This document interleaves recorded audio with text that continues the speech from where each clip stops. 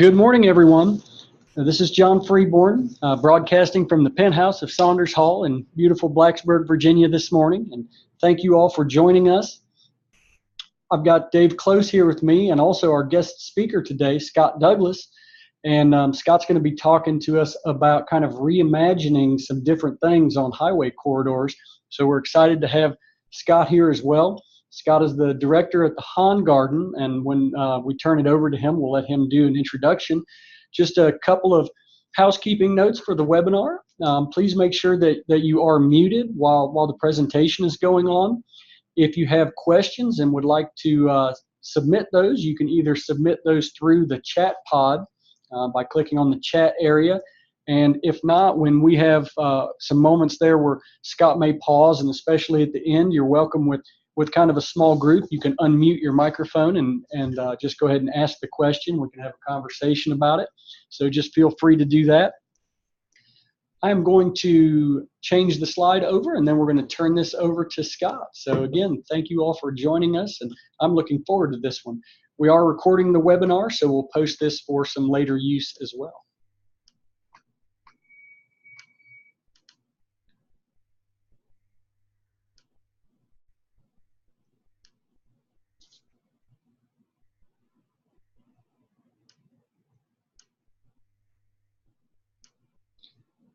Almost there. Technology.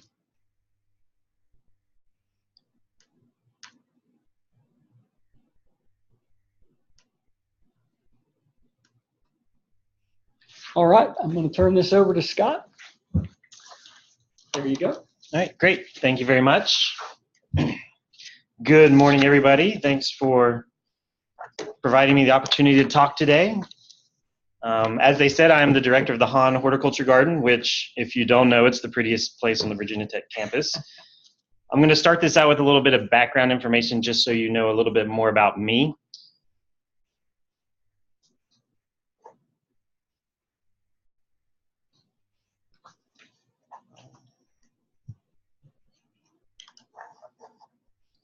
Oh, there it is. Gotcha. All right.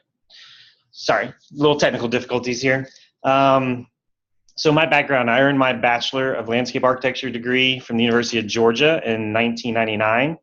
I am a diehard Bulldog fan, still trying to adopt the Hokies as my ACC team. From there, I spent the next 15 years practicing at a variety of firms, from a residential design build firm to landscape architecture only firms and engineering firms. And through all these different job experiences, I realized that I really enjoyed teaching young employees how we do things. And I thought, teaching might be a good path to go down. So in 2014, I made the rash decision to quit my job and go pursue a master's degree so that I could start teaching. So I entered the University of Illinois in 2014, and in 2016, I finished with my Master of Landscape Architecture degree. From there, I went on to Iowa State University, where I did an interim lecturer position, and then fell in love with the job posting for the director at the Hahn Horticulture Garden, and a year has passed, and here I am. So it's amazing how things change over time.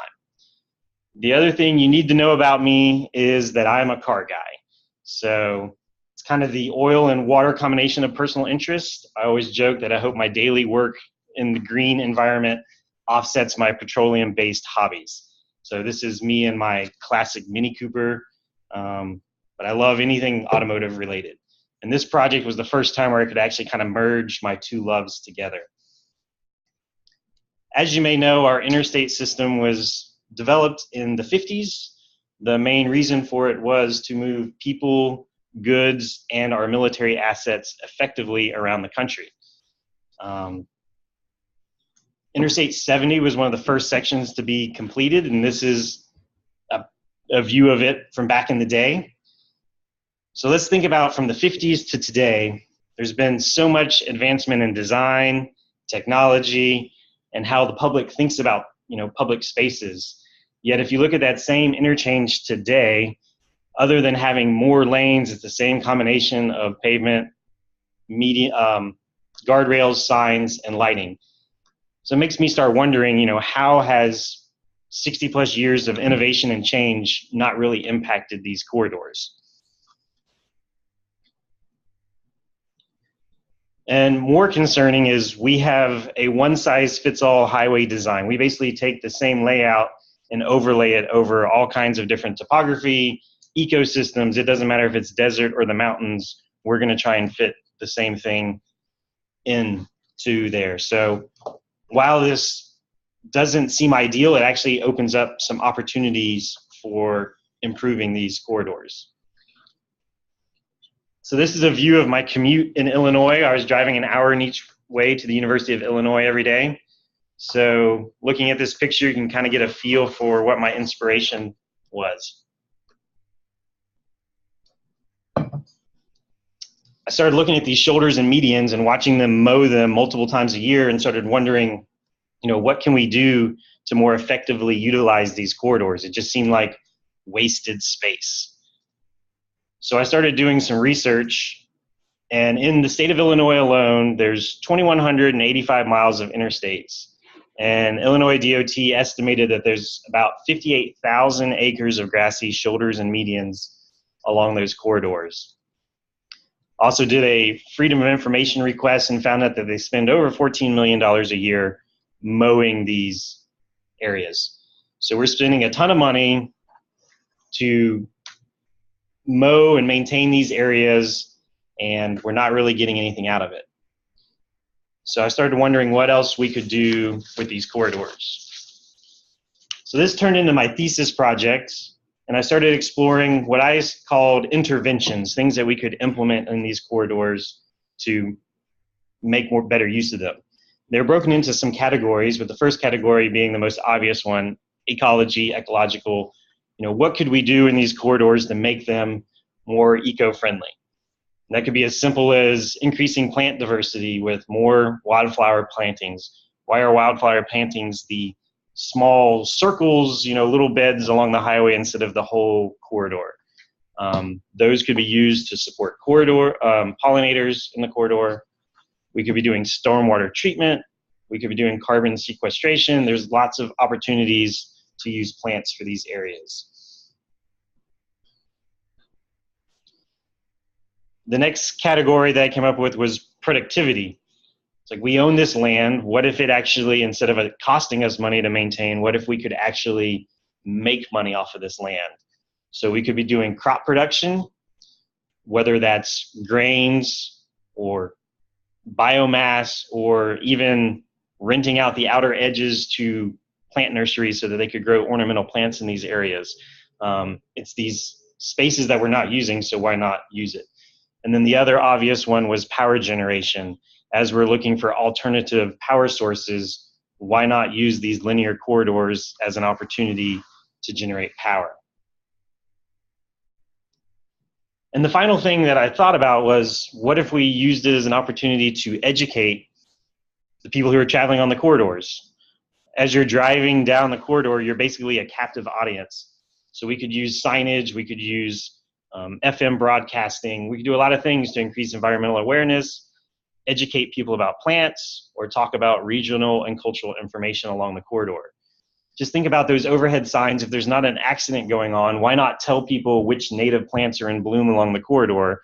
That way maybe they make a mental note of it, and then when they go to a nursery looking for plants for their yard, they start thinking about those plants that are flowering along the corridor. So my thesis project culminated with what I called the decision matrix. And it was basically this kind of confusing looking chart. And when you look at it on the left side, there's a bunch of existing conditions that may be along the corridor. So we're talking about, is it a north-south corridor, or is it an east-west corridor? Is it in a rural area, or is it in an urban area? What are the uses next to it? Is it a farm? Is it a park? Is it residential? Then is there water nearby? Are there streams or lakes nearby? Is there tree cover? How steep is it? Or is it a windy corridor? And then any special things that might be going on. So basically somebody could use this chart, identify which of these existing conditions meet their existing requirements, and then they can go along the top line and select which categories they want to explore. So it was something that I developed that was, a way for people to kind of figure out how to apply these to their corridors. And so then I started doing some conceptual tests, and I'm just going to show you one of those conceptual tests. But one of them was I was looking at this interchange on Interstate 74. It's for Farmer City. It's a small bedroom community where people live there and then commute either to Bloomington Normal to the north or Champaign-Urbana to the south. And this is an aerial photo of that interchange. It's a very traditional interchange. Nothing fancy about it. You can see that there's some drainage pathways where they're routing water down and out through the corridor, and I've just highlighted those with some red arrows. So I took this and turned it into an AutoCAD drawing where I was identifying water pipe locations, and then I started thinking, which of these interventions could we overlay? So the first one I started playing around with was stormwater management. What if instead of following DOT's current mantra of get the water off-site as quickly as possible, what if we're actually capturing that water and holding it on site? As you know, oil, antifreeze, other chemicals drip off of vehicles, and so when it rains, it washes all that off of the roadway. And if they're dumping directly in the streams without filtering it, it becomes a pollution issue downstream. So what if we could actually capture that and use plants in the soil to filter that water, let it infiltrate into the groundwater system? It could be very beneficial. So I started looking at that, and we could store over 1.1 million cubic feet of water in that area, which is a significant amount of water. It's over 8.2 million gallons. So there's a lot of potential there. Also looking at that big open space and thinking about solar power generation, I did a test layout of solar panels and put them out far enough where they're out of traditional safety zones for vehicles, so there's no significant risk of people hitting them, and still identified a fairly large area. I ran that through a solar calculator, and it generates an estimated 8.8 million kilowatt hours per year. So Farmer City, the town that's right next to this interchange, has 911 houses, and supposedly they average around 8,900 kilowatt hours a year. So basically that one interchange could power every house in that town for a year. So why wouldn't we use this land that we already have and make it productive and use it to power a local community like Farmer City? So then I got really excited, and I was like, well, what if we overlaid multiple uses? What if we had the solar panels and they were elevated over a stormwater retention pond, and then we surrounded that with native plants so that we could do pollinator support? And like suddenly you're doing three things with one interchange, not impacting traffic at all, not impacting the surrounding area at all, and potentially beautifying the area. So you take an interchange that looks like this and end up turning it into something like this, where you've got the solar panels, you've got the stormwater management, and then you've got the pollinator plantings along the highway. So to me, it seems like a win-win-win, but evidently I was missing something because this is not being done. So that became the question. It was like, why not? Why aren't we doing this? And I also want to take this moment to, I'm going to back up one slide here. I want to take this moment to say that I'm not the first person who thought of this idea. There's been other people, there have been test corridors in a lot of places, but it's just never really taken off. So over the past year, from May 2017 to May 2018, I was doing a research fellowship with the Landscape Architecture Foundation. And basically what I was doing in that was pushing this idea forward. I was starting to look and try and figure out, why aren't we doing this? So as a designer, these are all excuses I've received from municipalities, Department of Transportation's, a lot of different people that say, if I'm trying to do something outside the box, they get mad. And so this is a lot of the things that I get. They say, it doesn't meet code, we can't do it, or it doesn't meet their design standards, or this is not how we typically do things. Quickly learning that the status quo is what a lot of people stick to. So imagine if somebody goes to the DOT and says, hey, I want to change how you're managing your 163,000 miles of highway corridor. There's going to be a little bit of kickback. And just in talking with people, I've received some of that kickback. So during this project, I met with DOT leaders from Iowa, Illinois, Florida, Washington, New York, Ohio, and Virginia. So a lot of them were landscape architects. Some of them were higher up from that position. But just meeting with everybody and kind of trying to get a feel for why aren't we changing the way we do things. And the biggest thing that I heard was the chain of command. Either their boss or their boss's boss is against doing it. They want to do it the way we've always done it. So I already realized, okay, that's definitely an issue. And so then I was like, well, what are the other issues? And so they're concerned with if we change the way we're doing things, what about worker safety in the right of way? Is this going to cost more money? They would have to create a whole new series of guidelines for how these corridors are managed. They would have to retrain all their staff. Instead of mowing everything, they'd actually have to learn which plants were good. So there's a lot of, potential costs for them there. And of course, the biggest thing that everybody said was they don't want to be the first one to do it. They want somebody else to be the guinea pig, and then everybody kind of learn from them. So I thought that was really interesting. And then the biggest thing that a lot of them said was the general public is the biggest obstacle at this point. Evidently, people have enough free time where if they're driving along a highway and it doesn't look like the 18th hole of their favorite golf course, that they actually call and complain that the highway needs to be mowed. So everybody's vision of a highway is basically this. They want the highway to look like a golf course, which is, as you know, the most intensive, energy-consuming, landscape that we could probably create. So what is it going to take to shift that mindset to actually think that, hey, maybe this isn't that bad of a solution? So the public, much to my surprise, is the biggest obstacle that a lot of them quoted. So as I continued researching this project, I came across this man. His name's Ray C. Anderson. He started a carpet company called Interface. So he became highly successful, and then he realized that there was a problem with the way he earned that success.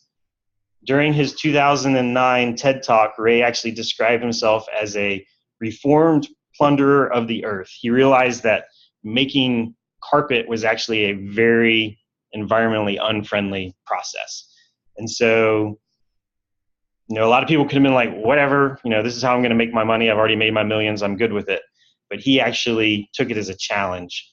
And he started exploring how to recycle waste, reduce their petroleum content, and evaluate the power consumption of their company. They basically looked at every aspect of the business and tried to make it better. So even though he passed away in 2012, they have continued that green effort, and they're hoping to be a net zero manufacturer by 2020.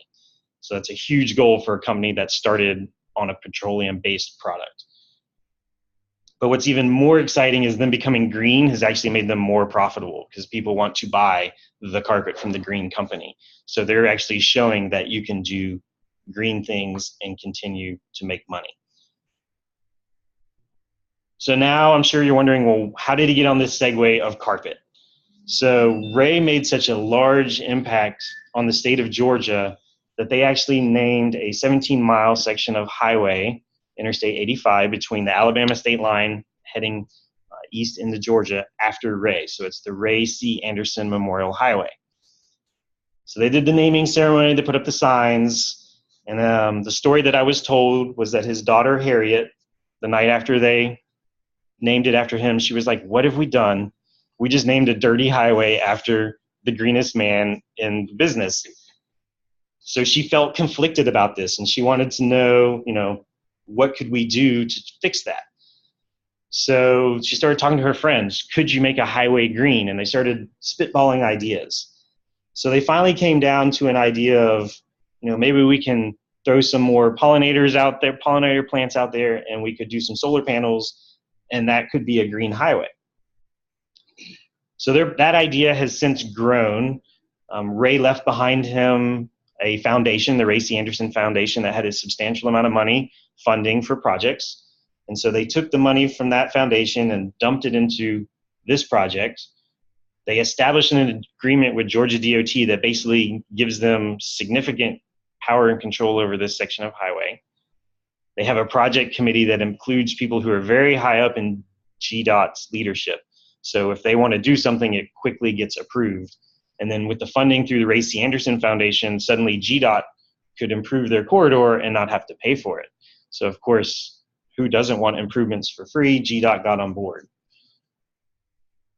So this has just started, but they've already installed some solar-powered vehicle charging stations at the rest area that's along the highway corridor. They've installed a test section of this solar pavement, which you can see in the picture, and it's actually solar panels you can drive over. So it's pretty interesting that they're looking at this as maybe turning the actual road surface into a power generating method. They've started installing bioswales, and at the rest area, they've also installed a pollinator garden. So they've already started some initial small-scale improvements. They're also working with a faculty member from the University of Georgia, and they're testing kernza, which is a perennial wheat crop, and trying to grow that there because if you look in those pictures, kernza has a very substantial root structure, which provides an opportunity for carbon sequestration, and then you can actually use the grain and the biomass for other things as well. So if we can get a perennial crop that'll grow in a highway corridor, then suddenly you're using it for more things. They also have some future plans. They were supposed to start this fall on the construction of a 1 megawatt solar power generation site inside one of the interchanges along the section of highway. They're also experimenting with sound wall barriers that have solar panels built into them, so they're creating, a multi-surface thing. They're testing new road surfaces that would be less impactful by using recycled rubber. They're looking at EV charging lanes, and they're also looking to plant the entire corridor with perennials and native plants. So they've got some huge ideas, and I just kind of laughed because I looked at their drawing, and then I looked at my drawing, and I was like, great minds must think alike.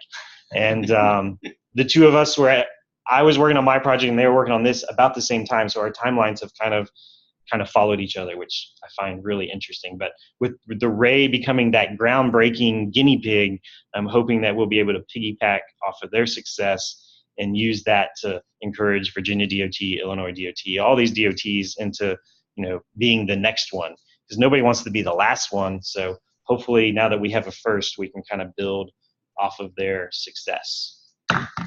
But sadly, I've learned that outside of Georgia, not many DOT representatives know that this project exists. So some of it's going to become our duty to kind of push our leaders to look at this representation and say, hey, why aren't we doing this here too? Why is Georgia the one who's leading the cause? Why don't we jump on that bandwagon? To that extent, I'm actually eyeing a section of Highway 460 that runs along the Virginia Tech campus. I would love to be able to get my hands on this section of highway and start implementing some tests of our own in order to, A, make Virginia Tech more involved in these DOT processes, B, have a place where we can actually have people come and visit and take them on tours of this highway, and then spread the word about it.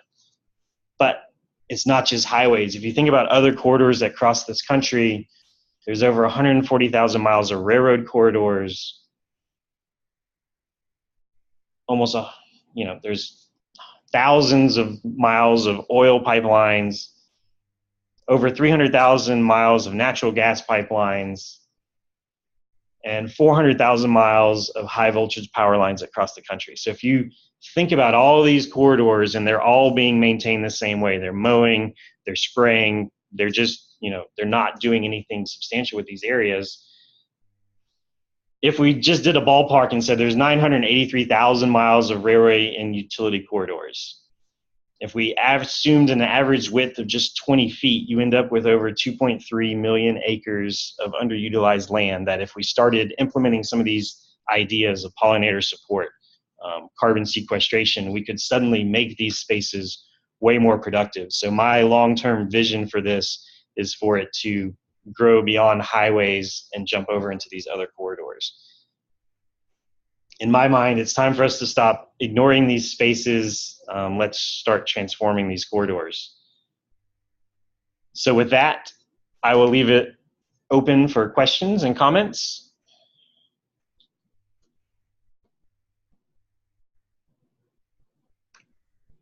So at this point, if you do have any questions for Scott, we have two ways to communicate those. One would be through the chat pod, or the other is to unmute your mic locally and ask that way.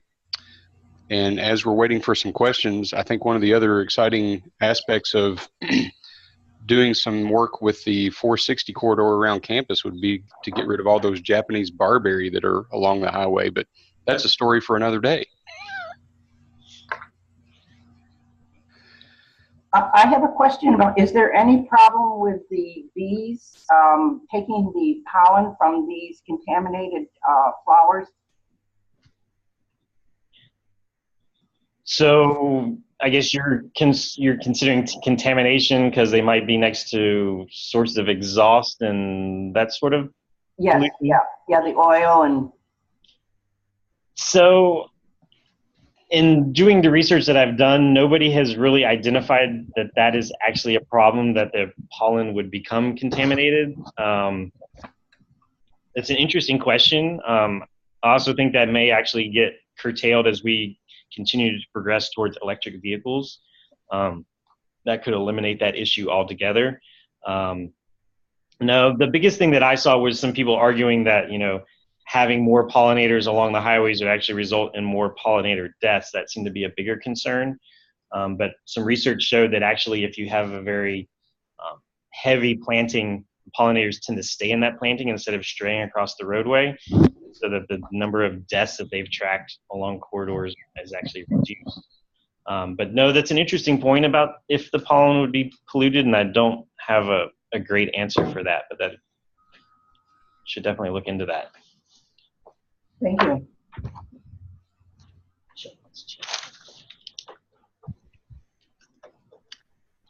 Okay, so we have a question in the chat pod. Have these ideas been floated at the federal level? So they actually have been. There is actually a federal highways group of DOT representatives who manage these corridors, and I've actually run this by them, and they have hinted that they're going to want me to join the group and hopefully help push some of these ideas along, but as of now that hasn't happened yet. But they're definitely aware of it, but sadly it kind of becomes the good old boy network and this is the way we've always done it, and it's hard to get them to break away from that. But I am trying to push more at the federal level, because if we could get something approved at that level, that would force the hand of all the states. So hopefully with the RAY being enacted and improving that section of corridor will give us that foundation where we can say, see, this works, it's been tested here, and we can get something either at the federal level or start at the state level. I know, Scott, when we were traveling this summer and traveled across South Dakota, and the majority of the interstate that we traveled there, they were actually baling hay. Local farms were baling hay on the shoulders, not in the median, but they were using it for agricultural purposes there, and it seemed like a really good fit for the area that they had. Exactly. So, I mean, that's a great option for, and a good example of one size is not going to fit all with this. What's going to work in Virginia may not work in Texas or North Dakota. And so it's going to end up being a very broad scheme of these are things you could potentially do, and then select which ones are regionally more effective. But that's a great use of that. If they're going to mow it, why not get hay off of it and at least get some productivity off of it? And again, the pollution thing becomes a question. You know, people are like, oh, is that hay contaminated or not? So I'm assuming they probably tested that, but I definitely should look into that more as another example. So we have another question in the chat pod. What about getting buy-in from environmental lobbying groups such as the Sierra Club? Yes, I think that's another avenue. I think the more, it's going to take the public pushing DOTs to change their habits. I don't think they're going to change their ways on their own. So I have met with representatives from a couple different groups, and we'll continue to do so. But yes, I agree that if we could get a good public demand for them to change, then they'll have basically no choice, but hopefully to follow that. So we definitely will continue that.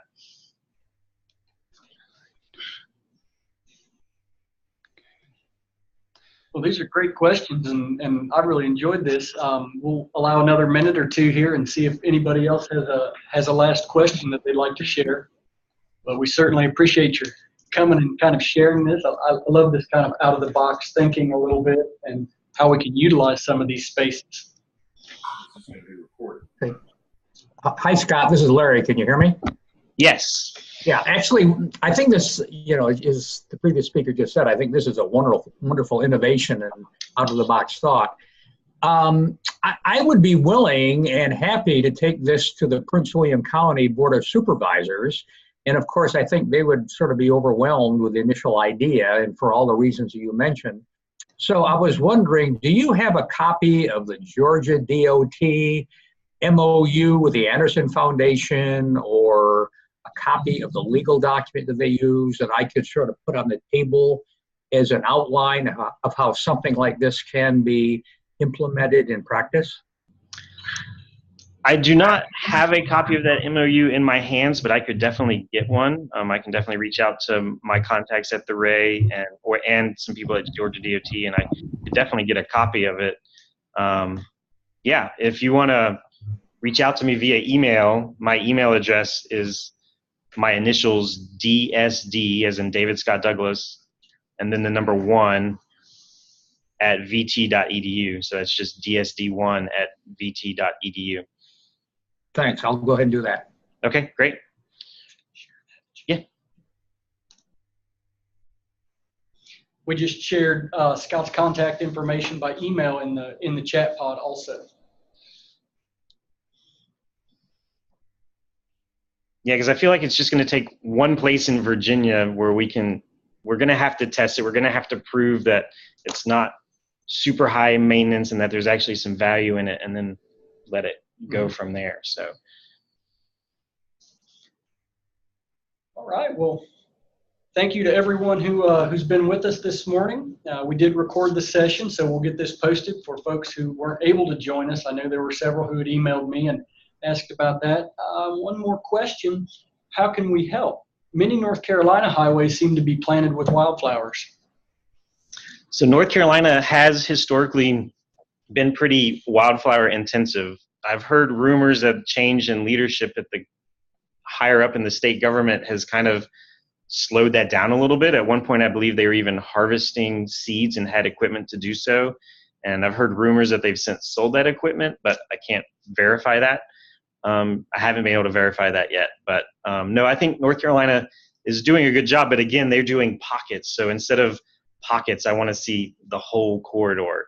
But yeah, they do a good job. And some of their things that they plant, like sunflowers, aren't sustainable as far as that goes. So there's some things that I would like to change the way they do things, but it's definitely an improvement over what you typically see. All right. Well, our next webinar is going to be on October 11th at 10 a.m. We are going to talk about conflict resolution and communication topics. It's going to be starring Dave Close as our guest speaker. So we're looking forward to that one. But encourage you guys to keep an eye on it. We're going to update the website. We're in the process of that right now. We've got the rest of the webinars for 2018 already confirmed. So we'll be putting that information up, and you'll see it in the biweekly email. Again, many thanks to Scott and to everyone who joined us. I hope everyone is safe during the weather that's coming on shore right now. And look forward to seeing you next month. Thanks very much.